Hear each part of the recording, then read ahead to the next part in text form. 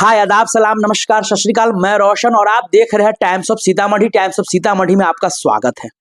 Finally Maharashtra विधानसभा चुनाव समाप्त हो गया है, रिजल्ट आ गए हैं, कुछ रिजल्ट बाकी है। लेकिन जो मैं बात कर रहा हूं एआईएमएम का, जो लोग लगे हुए थे इम्तियाज जलील साहब को हराने में, वाकई में वो कामयाब हो गए हैं आज।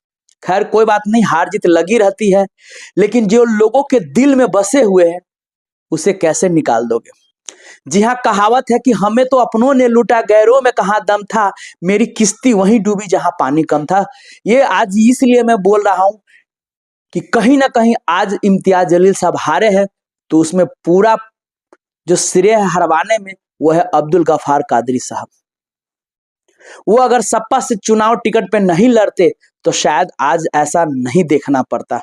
फाइनली आपने देखा, जो इंसान शुरू से ही जैसे बैलेट पेपर खुला उसी समय से बढ़त बनाते बनाते हुए अंत तक फाइनली आपने देखा कि शुरू से ही 54,000 का लीड लिए हुआ था। लास्टली जो मैंने अपडेट करा है वो, और मामूली अगर ज्यादा मार्जिन से हारते तो उतना तकलीफ नहीं होता।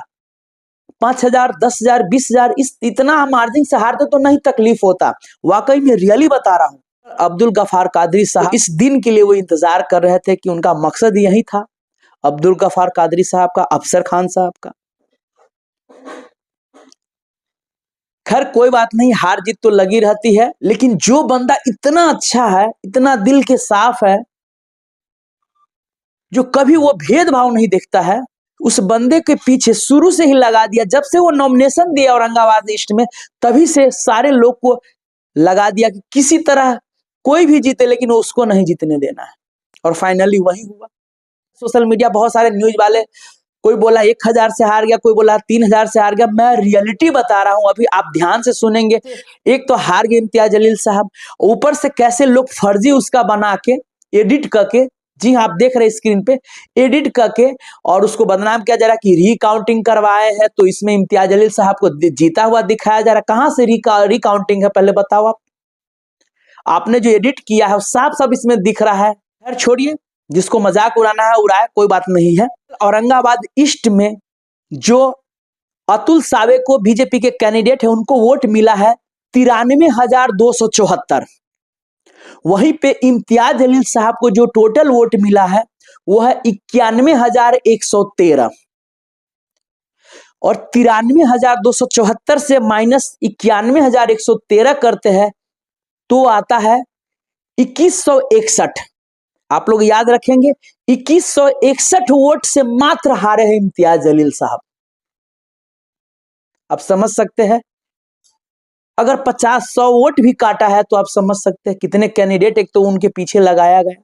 फाइनली ये औरंगाबाद ईस्ट से जो इम्तियाज जलील साहब हारे हैं, 2,161 वोट से मात्र हारे हैं।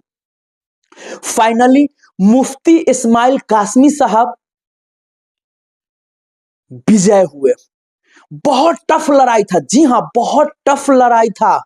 आसिफ शेख, कभी आसिफ शेख आगे तो कभी मुफ्ती इस्माइल साहब आगे, कभी आसिफ शेख आगे तो कभी मुफ्ती इस्माइल साहब आगे, मतलब इन्हीं दोनों में जबरदस्त टक्कर हुआ है।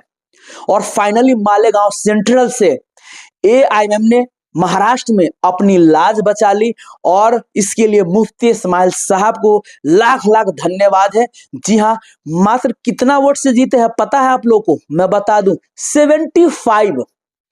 जी हाँ 75 वोट से जीते हैं, ओनली 75 वोट से मुफ्ती इस्माइल साहब मालेगांव सेंट्रल से, जो एआईएमएम के कैंडिडेट थे, जो पिछले, जो वर्तमान में भी वहां से वो विधायक जीते हुए थे, मुफ्ती इस्माइल साहब मात्र 75 वोट से जीते हैं। मुफ्ती इस्माइल साहब को जो टोटल वोट मिला है वो है 1,09,332।